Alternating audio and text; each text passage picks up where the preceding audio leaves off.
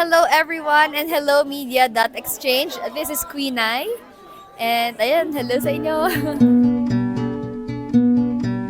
Best describes the finale. Feeling ko masasabi ko na grateful and mafe-feel nyo the love that you deserve na alam niyo yun bilang kasi for me sa bilang isang nanonood din kasi syempre hindi lang naman ako bilang artista pinapanood ko rin naman somehow yung mga ginagawa namin so for me mafe-feel nyo doon yung love talaga ng isang pamilya and ayun po ako to be honest I feel so emotional talaga.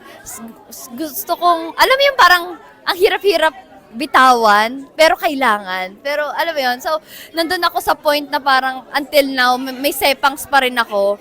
So, ayun, nakakalungkot lang na nagtatapos na yung Ang Himala ni Ninyo. Pero ganun pa man, nananatili naman yung mga memories namin.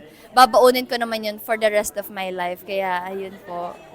Ako sobrang laki ng pananaw na nabago sa akin, lalo na sa pananalig sa Diyos talaga. Kaya kanina, while nung sa press con, talagang inuulit ko talaga, yung pananalig sa Diyos, dapat talaga hindi natin nakakalimutan. Kasi syempre, sa busy natin mga tao, minsan, sa sobrang pagod natin, minsan nakakalimutan na talaga natin pumunta sa simbahan, magdasal, pero yun dapat yung palang hindi talaga nakakalimutan.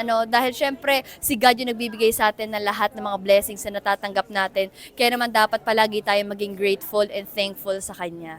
Ayan, kaya naman muli sa inyong mga kapatid, iniimbitahan ko ho kayo na manood ng Ang Himala ni Ninyo. Last 2 weeks na lang ho yan, kaya naman wag na wag niyong papalagpasin dahil marami pa kayong dapat abangan. God bless you!